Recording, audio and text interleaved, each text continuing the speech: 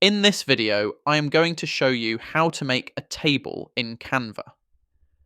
Now, there are two ways to make a table in Canva, and in this video, I will show you both. For the first way, you will need to have Canva Pro to make the table. Now, click on the Elements tab and search for Table in the search box. Then click on Table shown below. Then click on Graphics, and then drag the table you like.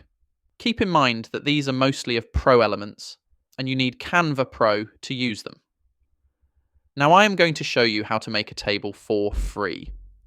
First, click on Elements and select the square shape. Then change it to the colour you want. Then put it in line however you want. I'm going to do that right now and paste it however I like.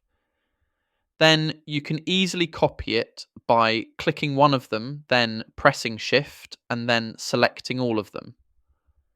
Now you can hit Control C and then hit Control V and paste it down here.